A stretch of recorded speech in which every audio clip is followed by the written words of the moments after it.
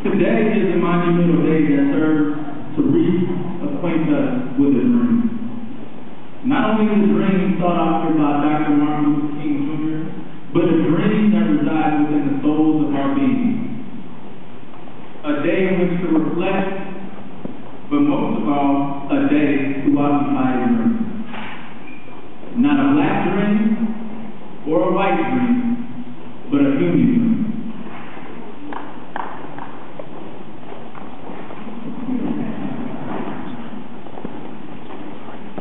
Dr. King stated his I Have a Dream speech, delivered August 28, 1963, but 100 years later, the Negro was still not free. 100 years later, the life of the Negro is sadly shriveled by the mantle of segregation and the chains of discrimination. 100 years later, the Negro lives on a lonely island of poverty in the midst of a vast ocean of material prosperity.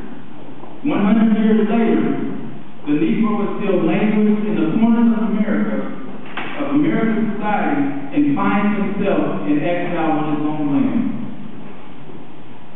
And today, we came here to dramatize a shameful situation. A lot has changed in the past 44 years. The civil rights movement ended, an era of direct law of oppression towards black people called Jim Crow. But the answer we must ask ourselves today, is that work complete? The answer is clearly no. And since the answer is no, we must occupy that dream. Because 5 years later, or 5 decades after this dream, we are not free. 99% of us are not free. We occupy the dream to draw inspiration from Dr. King's sacrifice for the hope for a future of freedom for all people. Since we are not free, what started as Occupy Wall Street is represented locally as Occupy KC. Occupy Wall Street demonstrations began September 17, 2011 in New York City's Ducati Park, which is in the financial district. Since the moment, the protests have focused on social and economic inequality, high unemployment, greed, corruption, and the ongoing influence of corporations on what is supposed to be a government by the people and for the people. The slogan "We Are 99% refers to the extreme concentration of wealth amongst the 1% over the 99% of people. And that 99% of people, that is you. That is me. Those are our kids. That is our future. 2011 marked the beginning of a great awakening. In a nation of our Arab and African brothers and sisters, dictators have been overthrown, and people have taken to the streets because they felt they had nothing left to lose.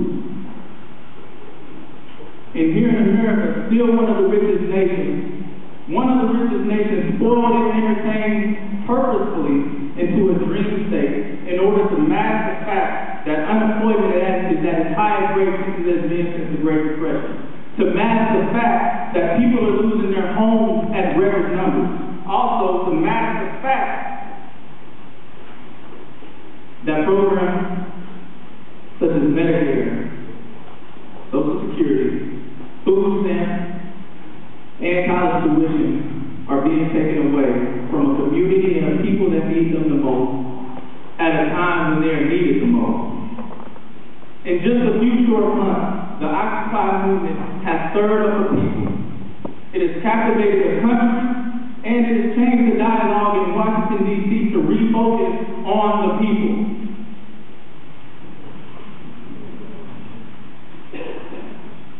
This movement, the Occupy movement, is for the people. But fundamentally, it represents a faith shared by Dr. Martin Luther King and other leaders of the civil rights era. And I do have a question. Who has lived long enough to be a part of the civil rights era? Could you please? And those who have not lived long enough, please let's take the time to give them a round of applause.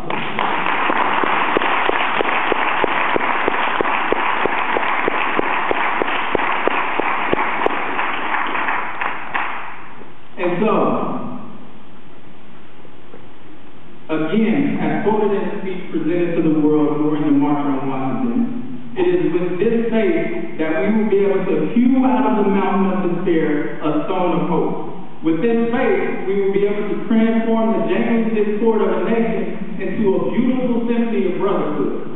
And with this faith, we will be able to work together, to pray together, to struggle together, and to fight for freedom together, knowing that we will be free one day.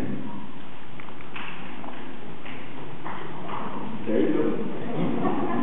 And as we celebrate a man who spoke on behalf of people, we have been called to build upon that dream, to fight for economic inequality against a system that procedurally and structurally is designed to concentrate the wealth of a nation, of a world, into the hands of a few, leaving 99% of us slaves to a system and 1% of them slaves to greed and selfishness.